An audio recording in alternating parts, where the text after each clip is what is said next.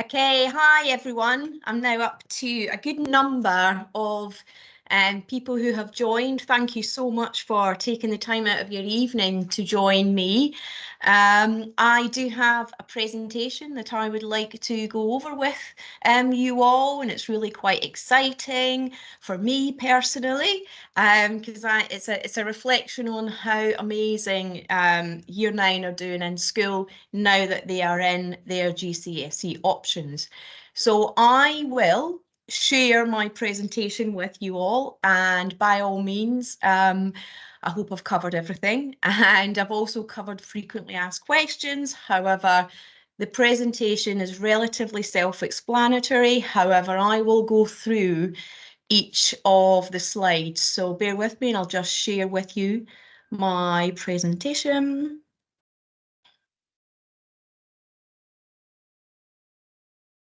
And it's not coming up, bear with me.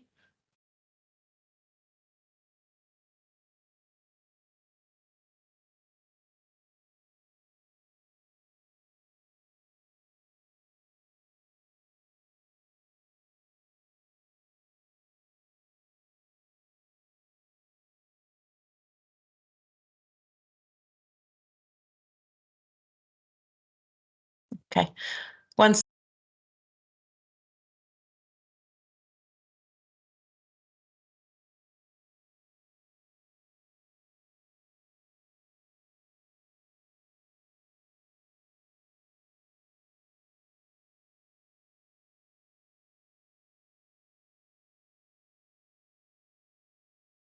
Okay, everyone, can I just confirm if you are okay to, can you see my presentation now? Mr. O'Malley, I understand you had your hand up. Is there anyone else who cannot see the presentation? I was trying to react, sorry, not put my hand up. But Okay. Yes, we can see it. No problem. You can see it. Wonderful. Thank you. So without further ado, and apologies for that slight delay in me getting the details up. So I would like to go through with you. So for this evening, I'd just like to highlight what the agenda is. And I believe everyone would have had that communication prior to this evening's presentation. So the agenda is just going over our option choice attainment statistics, and that is a visual representation of all the progress check data that all of our parents and carers, you guys, have already received. I also like to do my class charts data. I like to share that with you, and I also share that with the Year 9 students when we have our assemblies at key points throughout the academic year. Within the presentation, I've included upcoming dates and another staff contact reminder, and also some future things that we're doing in school at the moment with regards to interventions. And then I took the opportunity to include frequently asked questions. So once we get to that, then I can go over all of the details. So first things first. So with our GCSE options so far, the first area I would like to focus on is what we call our core subjects, and that is obviously English, maths, combined science and triple science. And one of the things that is immediately apparent from this graph is that with English, Year 9 are doing particularly well. So where you see the pink bar that indicates the unit 253, that's at the moment where our student count is at. And so within English, for example, we have 217 students who are achieving their target grades and some who are above. Now, where we have the bar indicating they're below their target grade, that's something that further on in the presentation I can explain how we are trying to support those attainment levels and getting our students on track. So maths, it's not as high as English, however, with a lot of where we're at this moment within the GCSE options, we have no major concerns in relation to whether our students struggling or underperforming. This information that I'm sharing with you tonight is purely on the progress check 1. And what we have to bear in mind is that that's the first, let's say, report card or progress check since they have been in, all of our students have been in their GCSE option choices. Now, the interesting thing is when you get into triple science, as an example, because the students have chosen those subjects specifically, you will start to see a higher percentage of our students achieving those grades, which is it's a really interesting it's interesting doing this data comparison once we have all the levels inputted into our system. So it is quite nice to see because it gives you that visual indication as to how the students are adapting to that next level of their learning. So combined science is doing actually not too bad as well. So yeah, that is where we're at the moment with core. Moving on, the next aspect is subject choices is our humanities, which is geography and history, and our modern foreign language, which at the moment is French and Spanish. Now, the amazing thing from this graph is you can see that history is so incredibly popular within our school, which is fantastic. Geography, not as popular, however, we still have a lot of students that have chosen geography. But what you can see is with history, for example, out of 125 students, the majority of them are meeting their targets and probably operating above the target. Where you can see with Spanish as well, students who have chosen Spanish, quite rightfully so, they're doing well in that area. Now that could be that it's Spanish they did at primary school and did in year 7 and 8, so it's this natural progression. However, it's a good indicator because this tells us that those students who have chosen those subjects have made the right choice. Similarly, you can see with geography, the graph kind of represents how well our students are doing with those choices. So moving on, I would like to go over our next bunch of subjects, bunch being the technical term, sorry, which is RE, religious education, business studies, citizenship and computer science. Now, as I said at the start, as we go through these slides, you'll start to see that the bars are kind of more in a line. The pink and the slightly mauve colour are going to become more in a line because these are becoming more bespoke subjects that our students have chosen, especially because they've got this natural interest, which to a certain extent is half of the battle. So an interesting viewpoint here is looking at citizenship. Now, the offering that we give for citizenship and how we promoted that as a GCSE option, I personally found incredibly exciting because all of the year group had a presentation from each department head within these subjects, and RE as well. It just gave you such a varied and wide and piece of information in light of what you would study within those subjects. So, for example, I know that the students who are doing citizenship and, you know, business studies as well, which is all very bespoke, they have chosen the right subjects and they're in the right place. So, as ever, this is the data that you guys have all already seen from like the PC1 report. So it's not a graph that I have made up. This is all extracted from that data. And if anything, as I mentioned before, it's something that's really quite interesting to see.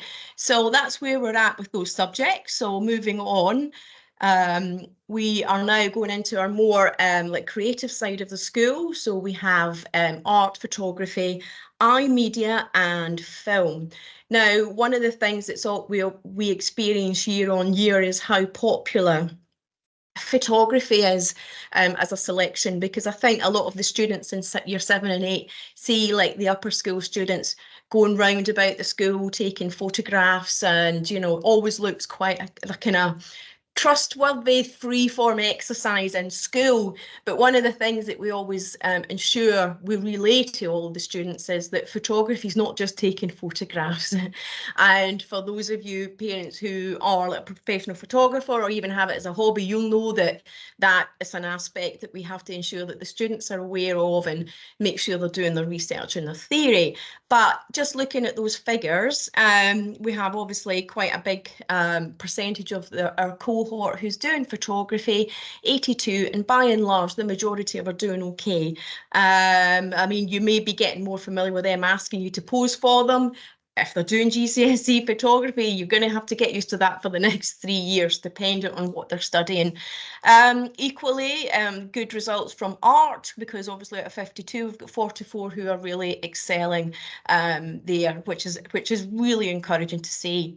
Film studies and iMedia, as you can imagine, they're quite bespoke subjects where you're probably using a lot of different software that you perhaps, like I know as a parent, you're not familiar with, but obviously our students are, like, they know exactly what they're doing. So this area, them choosing that as a GCSE option is perfect for them. So moving on, we have, on the kind of other design side of things, we have got textiles, product design, graphics, and hospitality and catering. Now, immediately you'll see that with graphics and hospitality and catering, the students are bang on track, which is really encouraging to see, because I know sometimes in certain unstructured lessons where you've got practicals, it can possibly be problematic. However, from the recent data, everyone is on track. The same with product design and textiles. I mean, I know with a lot of textiles and product design, one thing I do know students have to do is that they've probably got a folder similar to art or photography. They have this folder that they have to look after and carry around because it's got all their important work in there and it's got all their, you know, coursework and modular coursework. And so one thing I would really ask for your support from a school's perspective and also for the students is, could just encourage them to keep an eye on that folder, because the last thing any of our students want is to misplace that folder and have to do the catch up again.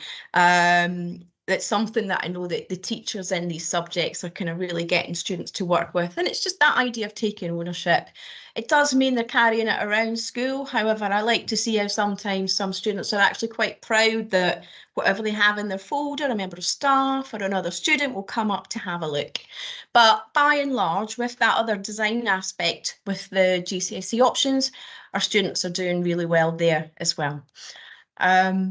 Moving on. Now, I think this is probably one of my favourite slides, because the way I see, like, PE, music and drama, these are skills that I think are inherent with the students, even prior to they start coming to secondary school. For example, we've got a lot of really sporty and fit athletes in our year group. We have got a lot of incredibly talented musicians, and equally we've got a lot of people who are interested in performing and perhaps do drama or stagecoach or Yachty outside of school. So I think this slide is a real indication as to the commitment now that students are doing the GCSEs. So I know that was probably quite an onerous presentation going over the graphs, but however, I think it's important to try and represent it visually so that I can try and get that comprehension with parents and carers. So thank you for bearing with me with that one. And so as ever, my next slide is it's the classic class charts graph, which every time I do this export, I mean, you'll see from the top that I did it from the start of year 9 up until Friday, which was the 2nd of February. Now, this looks exactly like the one that I have shown and shared with parents and carers before, equally very similar to what I've shared with the students when we do our overview assembly. It still indicates the fact that we have a few issues where there's slight elements of unsettled behaviour, or if it's actually attendance, and punctuality, because one of the things that I have noticed with Year 9, now that students don't have to do their end of break or lunch lineup, the punctuality to lessons has been a bit of a concern, because Year 9, they're still doing their catch up in the corridors. So if they're not in the lesson within the first 5 to 10 minutes, then it does get marked as it's late to lesson, and it's also late to school. So teenagers, let's face it, we have all been there. There is many boundaries that we like to test, and perhaps getting up in the morning is a classic one, and also getting to school in time is another classic. But when they're in school, when staff are at transition times or in the corridor or at the end of break and lunch, we are trying to encourage them to get them to do the right thing. But punctuality is work in progress. So I know that personally, looking at that graph, even although it's the same small section I've read, a lot of that is to do with punctuality. However, I always like to share this with you parents and the carers, purely because this is the whole of Year 9. It gives you that whole overview from class charts. So moving on, one of the things that I know that a lot of our parents will be in touch asking reception or myself or form tutors is just like upcoming important dates, because I know not everyone has the chance to go online and view any information. You may not be receiving any messages from school.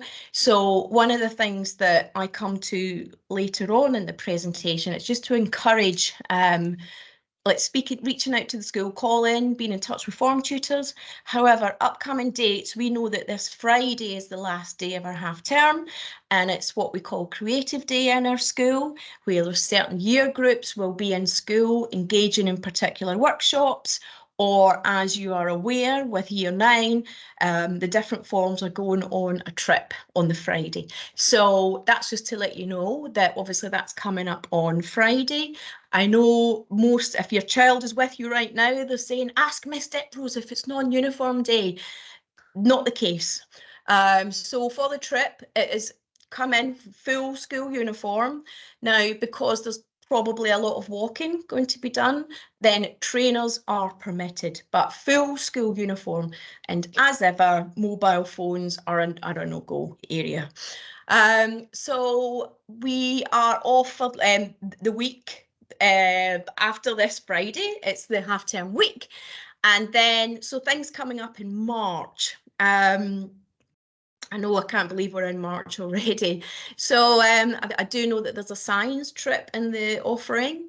A key date for us, bearing in mind we know that we had Progress Review Day, but the Year 9 Parents' Evening is on the 20th of March. Now, communication and information prior to the 20th of March will be sent out, because there'll be like a booking form for your child's subject teachers. Okay, so that's the 20th of March, and that's from 4 p.m. to 6:30 p.m. And I know that's that's a great opportunity for you to come in to speak directly face to face to your child's subject teachers. And then in March, the 28th of March is the last day of the half term for the Easter break. I think Easter is a tad early this year, and so school will then return in April. Now, I know I've only covered from now up until April, so the next forum I will go over further dates as they get confirmed, although most of them are confirmed now. But if there's any additional last minute things, I'll at least be able to explain that to everyone as well. So one thing I wanted to do was just to reiterate the contact in school. Now, I know most of you will be in touch with form tutor, and you know, if anything, you will be in touch with myself, and I know that form tutors love it when you contact them directly as opposed to say coming via myself. So I just wanted to share this with you. Please also bear in mind that this presentation will be made available to parents, because it's got some key email contacts if you have misplaced them, or perhaps you've never been able to email Form Tutor. So without, I just want to go through. So it's Miss Faisal for 9S, Mr. Hercules for 9T, Mr. Rayner for 9O, Miss Atkinson for 9K, and Miss Curry for 9N, and Mr. Brown for 9E, Miss Cavendish for 9W, which is different to last year because we had Miss Canham. So yeah, that's Miss Cavendish for 9W. 9I is Mr. Kitchen, and G is Miss Sonmez. Now, I have also included additional contact points within the staff details, because we do have pastoral support workers who are working with Year 9. Some of you may know these names already and may have been in touch. And so that is Miss Robinson, Miss Bree Robinson, and also Mr. Lee. If you have students in like Year 8, you'll be very familiar with Mr. Lee because he's also the head of Year 8, but he is Key Stage 4 pastoral support worker. And equally, I've included my email address in there as head of year. So the next slide I wanted to go over with you is what I have titled Current Academic and Attitudes to Learning Interventions. That doesn't roll off the tongue very easily. So this is just to give you an idea of certain things we have in school to kind of support, reach out, encourage certain students who maybe seem a bit disengaged, or if they're struggling with a particular subject. This is just an overview of some of the interventions that we have in school. So first things first, one of the things that it's not something we've done in Year 7 or Year 8, but it's a good introduction in Year 9, whereby what we're calling it's the Form Tutor Academic Mentoring. So each of the Year 9 Form Tutors I have just gone over, they are going to be working with 1 or 2 students within the form group, and based on how they're doing from, like, say, their core subjects and the progress check data that you see on the reports that you receive, one of the things that we're encouraging tutors to do is work with looking at how to mentor students academically. What can we do? What do they need? Do they need any help with strategies? Is there additional coaching that we could go through with them? So that's something that form tutors or the Year 9 form tutors are looking to start. If not, I mean, a lot of them do this anyway. However, it's just seeing that more as this kind of structured one-to-one mentoring intervention. Another really interesting and great aspect we have for Year 9 is what we call, it's like the study support for the pastoral support workers. So here, what I've included is, this is not like, you know how I know a lot of us have tutors, but this is just to give the pastoral support workers will be kind of going over certain things with students where they're currently underperforming in English and maths. Now, where that is the case, once again, we'll look at different strategies. Why is it that students are finding it difficult or underperforming? Is it something that they need that academic support with? And what can we do just to ensure that they fully comprehend what's expected of them at this stage within their GCSEs? So that in itself is such a great opportunity, because something within that is to cover homework. I don't know if, I know some parents will say, please give them more homework. And then I know some students are saying, we've got far too much homework. I know students are struggling with Sparks, the new maths programme, I think for obvious reasons. However, I think how it's structured is structured in such a way to ensure that you are going through that complete comprehension, like stage after stage. So with the pastoral support worker study support, I think it's a really valuable thing for a lot of our students in Year 9, where for whatever reason, they may have missed a certain couple of lessons where they feel as though they're behind. So it's what can we do to help support, encourage them to use their voice and telling us what it is they're finding difficult. Is there anything else that we have to consider as to why they may be having this underperforming level in that particular subject? So additional interventions we have in school. Now, this is, you may have heard students talking about Just Ball, and Just Ball have been working with the school for quite some time, and they work with students, not necessarily just in the upper school, but I think the upper school is a main focal point.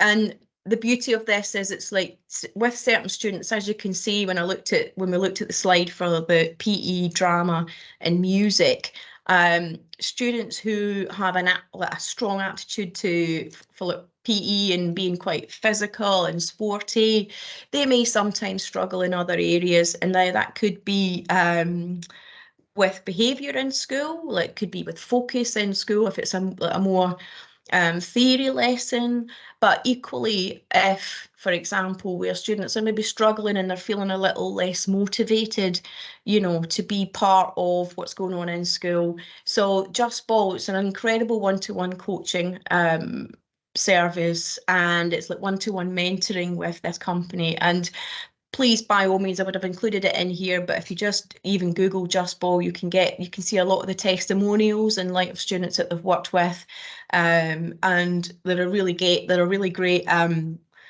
group of people who come in to work with our students in the school, and that's male and female. It's not just say like football focused or you know, basketball focused. It's a wide spectrum that they explore.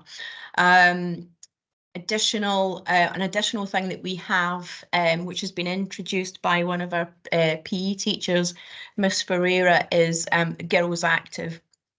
Now, I know that from a Year 9 perspective, the female students who were selected and who have been really, really doing their best to embrace what is involved by being part of Girls Active. The rewards are phenomenal, but what it is that we have been encouraging students to do is become more of these active, upstanding citizens within the school community, and equally outside of school. Students that were selected for Girls Active all have extracurricular involvement outside of school. So it's almost like we want to be able to witness that and kind of commend them for that kind of commitment to just trying to, I don't know, be really positive within everything that they do, from like this kind of females being active. So more news as that kind of develops. If you do have any questions about Girls Active, then you know you can get in touch with myself or Miss Ferreira. But if you get in touch with myself, I can forward it on to Miss Ferreira. But equally, chat to the students, chat to your child, because hopefully they are enjoying what is already started with that intervention. A new one, which is something that Miss Awajobi, who's the deputy head of the upper school, is marshalling for us. It's the Voyage Young Leaders programme, and it is primarily targeted at Year 9 and 10 boys. Because I think, you know, talking about Girls Active, I imagine saying, well, what about the boys? So we have got many interventions that are equally in the pipeline or coming up or just waiting to be confirmed.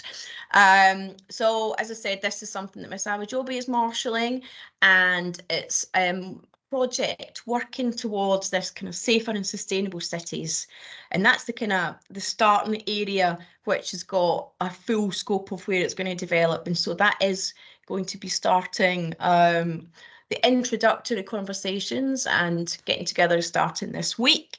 But it's something I think it sounds a really exciting intervention for our students. So what's next? I'm very aware that I'm just going through these and talking about it, and so by all means still please bear with me. So you're probably thinking, good Lord, we're just in Year 9, why are you talking about Year 10? The wonderful thing is the work experience in Year 10. Before you know it, now I remember chatting to you all prior to students joining in Year 7 and how exciting we were that your babies were coming to secondary school, and here she is talking about Year 10 work experience. It is never, ever, ever too early to try and maybe start having conversations with students about work experience. This is a great example for them to get a taster for particular industries or vocations that they might think they would like to pursue, be it if they want to go and study at university to then go on and practice, or even, you know, look at apprenticeships and such like. It was called a very different thing when I was at school. I think in Scotland it was like some youth training scheme or some like YTS. And personally, I think what we offer and what they get to do in our school was a hell of a lot better than back in what I had in my time. However, we do have a careers officer in school, and prior to year 10 confirming all the placements, we will do everything that we can to help have these discussions, support all of our students, and equally if parents have got any concerns that their child has a particular choice, we can work with you guys on that. So it's just starting these conversations. As I said, it's never too early, because I think usually the students are doing the GCSE options with the aim to pursuing it further, potentially at A-level, to go on to do it college, sixth form or university. So their mindset is already kind of exploring things that they, you know, what they're thinking they want to do. Because I said, you know, the 5 years at school goes incredibly quickly. So please just have these chats. I'm having the chats with the students as well. I mean, I tend to ask, so what is it you are thinking about doing when you leave school? And in year 7, it was so fanciful and amazing with some of the answers. But now that it's more focused, one of the things that I like to do is encourage them to speak to certain members of staff whom, for example, say I know maybe has worked in TV production. I know that some of you amazing parents and carers have worked in production or law firms. So something like that is what we really like to lean on, as well as far as a community is concerned, because these are our future adults, and you know, we want them to get the best out of their life. So yeah, work experience is something that you're going to hear a lot more of as we progress through year 9, but really quite focus in year 10. Another thing you're thinking, why is this woman talking about mocks? Well, in year 10, right, we don't want students to get to year 11 and suddenly think, oh my goodness, I don't know what I'm meant to do in this exam. Because one of the things that we find with some students is that perhaps the exam environment is something that's so it could trigger anxiety, it could do all sorts. You know, what we're trying to do is get them into the habit, the routine, the rules and what they need to do, the preparation, you know, it's even like situations where they know exactly what the light setting is going to be as they sit down and try and do this geography paper. So in year 10, yeah, they will do mock exams, and that's like to give them exactly what it's going to be like when they sit the exams in year 11.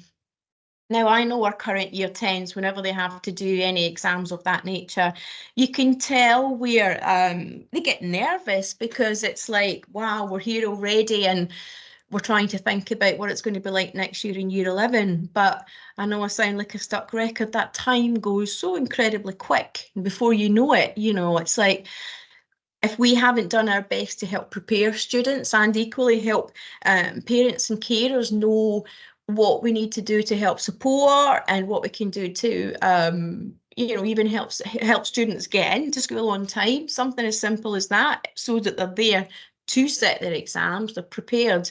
It's so important, and we have all been there. So by all means, if we can do that preparation, then you know the rest will just fall into place. Okay, so yes, so year 10 mocks, that's something that will become a regular thing to be discussed. And also, as I've mentioned before, there's a strong focal point within year 10 about careers. Equally, as I've mentioned, we have our careers officer. I know in year 8 we had a few university trips for some of our students, and I think at the time there was a few that had to be rescheduled for whatever reason. I think maybe the timing of us being able to go and the university being able to receive us in relation to when exams were just didn't align. So yeah, we will have a strong focus on careers with year 10, and that carries on into year 11 as well. For example, we know that we've got year 11s who have been applying for sixth form places, and doing all of that really important work of doing your personal statement. So we try where possible, we support them, and if by all means that's something that they might cover in year 10, if they want to think about applying for an apprenticeship or to a sixth form college, it's just to make sure that they know exactly what's required of them and what they need to do. So that preparation, I think, is equally quite key, alongside coming into school and going to lessons and stuff. So coming up next, one of the things I wanted to include is frequently asked questions. Now, as I mentioned before, some people, some of you parent carers are in touch with like reception or form tutors of myself, and where possible we will always get back to you, but we understand that time wise it's things can get quite pressing. So one of the things I thought I would try and include is just a few questions that do come up, and no question is a silly question, but I think a lot of the time we can start to see certain trends in light of where students are within their options and where they might need support and such like. So I just wanted to go over some of those frequently asked questions with you. So one of the key things that I do know from Progress Review Day was our maths and English classes in sets. So I covered maths first. So with maths, yes, that's the case. And so what that looks like is here, there's 4 top set classes, 4 middle set classes, and 3 of the lower set nurture groups. Now, the head of maths, Mr. Dix, I tried to preempt, well, how can you let me know how a student can move up a set if you feel that they're really performing or not being challenged enough? So he kindly brought me up to speed on the fact that, yeah, they can move after assessments. And obviously there's key dates within our academic calendar when those assessments occur. So equally here, what he's indicated is if they perform very well and are clearly in the wrong class, they move up. Now, I know personally of a few students where that's happened, and nothing fills me more with joy than seeing how pleased our students are that they've moved up a set in maths. It's so lovely, because at the end of the day, that's them putting the work in. They want to do well, they want to move set, and it's almost like, it's like, hey, I'm in this set with maths. So next slide. English is not in sets. They are all classes with mixed ability. So it's interesting, going back to the very first slide I shared with you all, where year 9 in English, within that mixed ability, students are doing really well. So that's the answer to that, because I know that's a question that comes up a lot. A few more questions. Okay, so this is quite key, and I wanted to address this because I know that a few parents a few students have been requesting to change options. Now, where we are at in the academic year, there is a lot of work, there's a lot of coursework that a student would be expected to catch up on. Now, this is a question that I have asked since September. Even to now, I do ask regularly to the different heads of department, because they know exactly what assessment has taken place, what modules has been covered, is it achievable or is it not? And the unanimous feedback is that it would be far too difficult for a student to change option subjects at this stage where they are at with their GCSEs. My feedback would be immediately looking at the data and the stats that I have shared with you. By and large, like the majority, if not all of the students, are in a good place in light of what subjects they have chosen. Okay, but obviously this comes in a individual case basis, and it's not a decision that that I could just grant, because I would not want wouldn't want a student to get overly worked as is with trying to do catch-up work, because as I said, most heads of department have confirmed that it would be incredibly difficult. And I think that undue pressure when you are coming into school and you have got a hell of a lot more homework to do, it's not ideal. So that's why I wanted to include that question. Another very key question is when you do get the progress check reports, I know sometimes it can be quite difficult to immediately comprehend what does it mean, what does that target level, like Key Stage 4 target, mean in relation to how well they're doing in the other areas. When you have queries of this nature, this is the one thing that I would encourage you to please get in touch with the form tutors, because they can act on your behalf, and or equally myself or heads of department. But the grades, going back to what the head of maths have said, grades are reflective of the assessment that students have just completed or have completed in a previous module. So where possible, if you do have questions about target grades and grades, then please by all means get in touch with that teacher or form tutor, and they can at least query that for you. Other questions we have. Now, this is something that I know was primarily in Year 7. However, I wanted to include it in this presentation just to reiterate, and I know most of you parent and carers know that this is the case.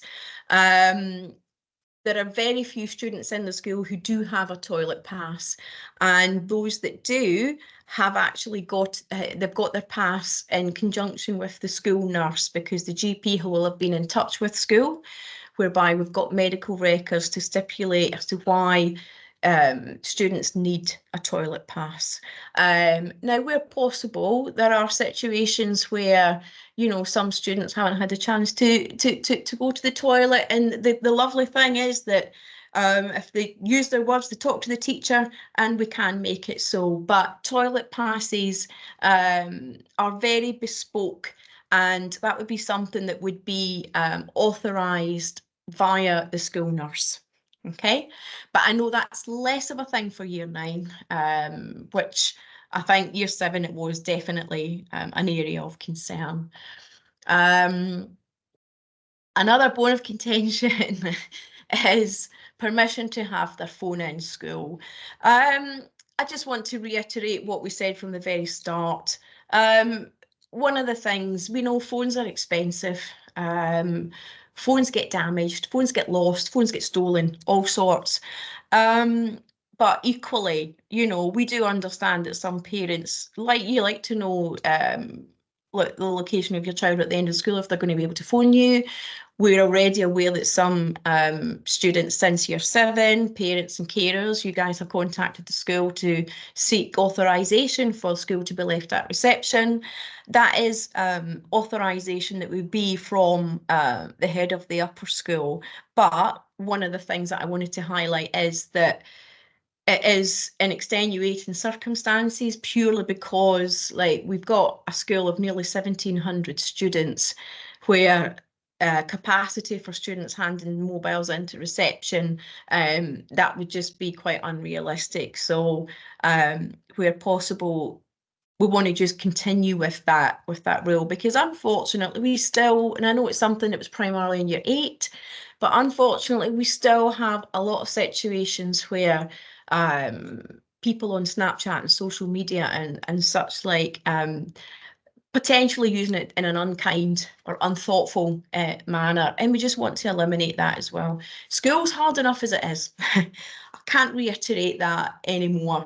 So having this extension, this life, now you guys will all be familiar with looking, you're trying to talk to your child, and you're talking to like that part of their head because their head is so engaged in their mobile phones. If they don't need them, leave them at home. I always call mobile phones a necessary evil. So apologies if I'm continually repeating that to everyone.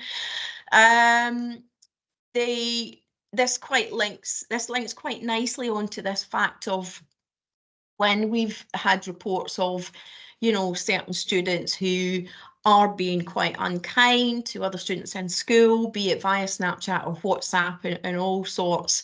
And as much as we know how worrying it is for parents and carers and how distressing it is for students, because usually with situations like this, it's shared within a larger part of the Stoke Newington community.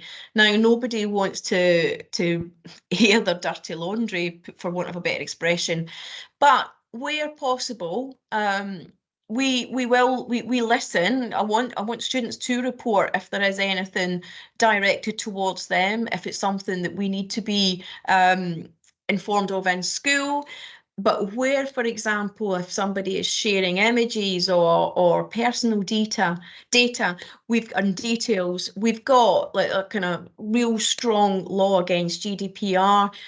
This would be where we would like kind of try and direct parents and carers to the police, because a lot of that is things that are out with our control. Where there's been a bit of tit for tat kind of disputes, we sit down with the students and we talk to them about it. And you know, the wonderful thing that I always like to try and say to people, my adult friends as well, is never try and read the temperature of an email or a message, because everything is open to reinterpretation. And that's the same with images. I mean, one of the things that's key for me is if somebody invites you to a group chat, who maybe you don't know them, or maybe you've had dispute with them that's still ongoing, it's never ever a good idea to join that chat, because it's never going to end well. And I'm always a firm believer of, when you're on your mobile, don't say anything if you wouldn't be prepared to try and like get that message across to that person in face to face. But it's something that is a real, I know it's an issue and it's a concern, but please just keep being in contact with form tutors and myself if you do have really serious concerns there. But we do take bullying really seriously. Bullying comes in many, many, many different formats, be it even like from looks or, you know, just ways of being in and around schools. So we do take it seriously, because it just makes students' life that little bit more difficult, to the extent that they might not want to come into school. So please, let's keep that communication going. And I think we can tackle it, for want of a better expression. This is, sorry, I've just cut off the bottom part of that. Tutor group change, I wanted to just add this in because year 7 and 8, it was very prevalent, but year 9, everyone's kind of settled down, which is great. Even if the students in year 9 are not necessarily mates with people in their tutor group, they know that by the time they come to after registration, they go to period 1 and it's completely forgotten. But where possible, I know we're at relative full capacity in the year group, so it's not easy to change. But I'm grateful with the fact that, you know, where a student is having any issues, I will try and get to the bottom of it, and then kind of, you know, unpick what the issues are. Is it something that can be sorted from a friendship perspective? And I think where there is certain unrest with friendships, I just wanted to include the aspect of, in school, we have just about all of our staff will operate this idea of having a restorative conversation. And it's quite an odd thing that not necessarily, like, you know, I will always request the students' permission, how they feel about if it's something that they want to do. But usually, the majority of the times, it's a good way of actually putting the differences, you know, and it could be name calling, it could be all sorts, because let's face it, if you're familiar with your child being online playing some game where they're talking to each other, you must even hear it there, they will cuss each other out. It's meant to be just a bit of fun to start with, but some people take it seriously. That said, sometimes I can come into school and I'll sit down and have that restorative conversation with students. And I'll, you know, there's times when you have to talk about the elephant in the room. Just, you know, call a spade a spade. I'm going to tell you exactly what I heard here, you know, and it needs that neutral point to be able to try and see like both sides and so that both sides are listened to and heard and get the point across. So where possible, and I'm grateful that year 9, there's not really that much request for tutor group changes. Okay, nearly finished. So another question that we sometimes have is, you know, I don't like this PE class that I've been put in, I've got no friends. And I do know that Miss O'Malley is kindly on the call as well, as she, as a PE teacher, as well as head of the upper school. Usually where possible, you know, PE teachers, when they're in, like, you're in the changing rooms and they can always sense if there's any conflict because they know the students particularly well. And where possible, we can, like, if it needs to be something where this student's moved to that, so like, why don't you go to that group? Go to you know, Mr. Lum's group and such like. We are always open to that. But the grateful thing is that, you know, these changes are few and far between as well, and we know that if they're asking to be changed, we know that next week, the following week, they're going to be friends again. And so we weather the storm per se. And if it is something that is really, really causing a student a great amount of distress, then once again, we unpick it. We want to support them so that they know it's almost like they're able to kind of decide for themselves, and we can help accommodate that.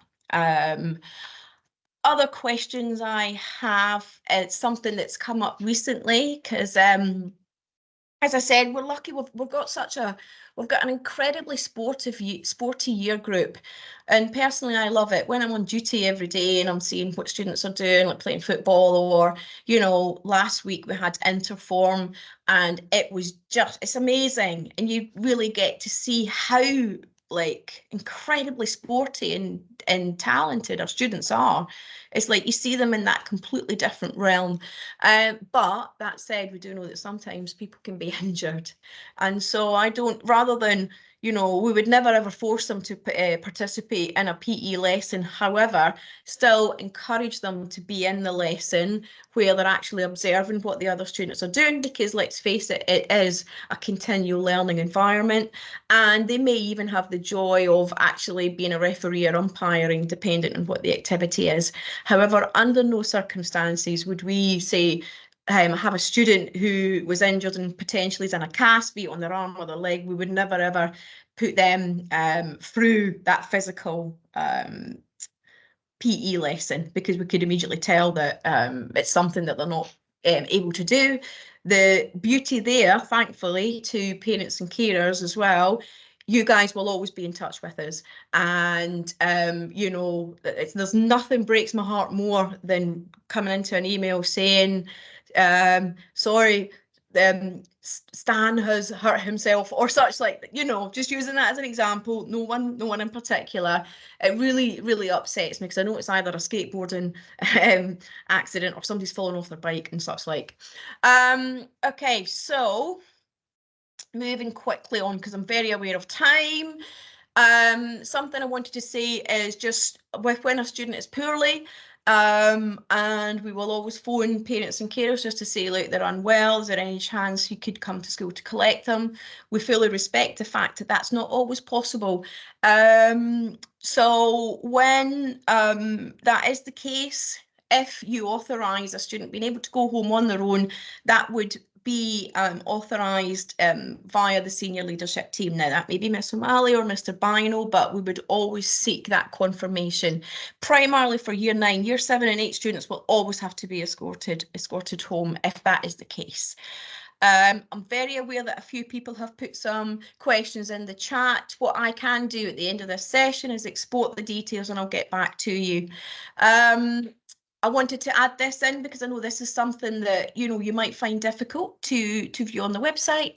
If you do have any feedback and complaints that you do want to log in relation to the school, I've included in here where you would do that via the website, because, yeah, we want to hear from you. If something is not to you feel that something has been inaccurately dealt with and not to your satisfaction and you're concerned, then please, by all means, It's why we have that, and we have got a particular complaints procedure in school, and that explains a member of staff who will take ownership of the complaint, and they'll communicate back to you.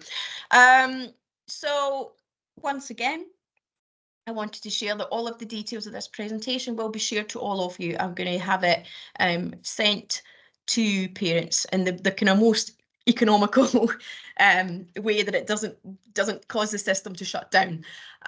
So without further ado, I just want to say thank you. I'm very aware that you've had to sit and listen to my voice again.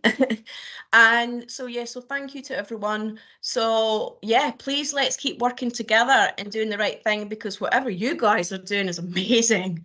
I just get to enjoy it from a school perspective. So thank you, and take care and enjoy your evening.